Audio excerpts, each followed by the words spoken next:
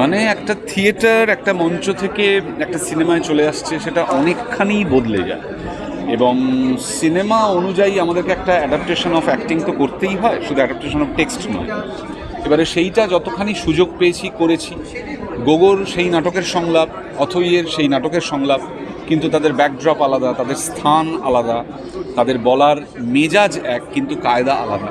ফলত একটা একই জিনিস অন্য একটা পোশাকে হাজির হচ্ছে।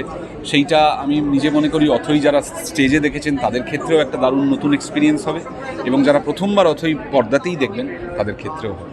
কথায় আছে, যেটা আমরা প্রবাদ বাক্যে বলি, অথই জলে, কিন্তু ট্রেলার যখন দেখলাম মনে হচ্ছে যেন অথই গগনচুম্বী। তোমার কিরকম এক্সপিরিয়েন্স নিজের ট্রেলার? আমি জানি না, নিজেদের কাজ নিয়ে খুব বড় বড় কথা বলাটা তো ঠিক নয়। আমরা সবসময়ই চেষ্টা করি, আমাদের একটাই উদ্দেশ্য থাকে, সবাই চেষ্টা করে ভালো জিনিস করার, আমরাও চেষ্টা করি। সকলের উদ্দেশ্য, আমাদের উদ্দেশ্য একই, সেটা হচ্ছে এটা যেন কোথাও মানুষকে পেনিট্রেট করে। I mean to say ছোঁয়।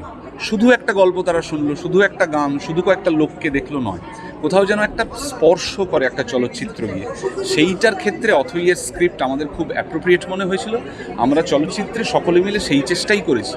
যদি মানুষকে ছোঁয়, তার থেকে বড় প্রাপ্তি আর কিছু হতে পারে। কমার্শিয়াল সিনেমার জায়গায় সেখানে অথই কিরকম বাজার ধরতে পারবে? I have no idea.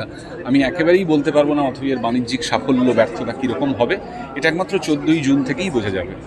তুমি যদি একটু দর্শকদের যদি অথইর জন্য বলো। দর্শকদেরকে একদম করজোরে অনুরোধ, আপনারা অনেক দর্শকের মধ্যে আছেন যারা মঞ্চে অথই দেখেছেন 7 বছর ধরে, তাদের সকলকে এবং নতুন দর্শক যারা দেখবেন প্রথমবার অথই সিনেমার পর্দায়, সকলকে আমন্ত্রণ জানাই। সকলে আসুন। আমরা চেষ্টা করেছি আপনাদের কাছে আমাদের গল্পটা পৌঁছে দিতে। আপনারা যদি আসেন তাহলে খুব ভালো লাগবে।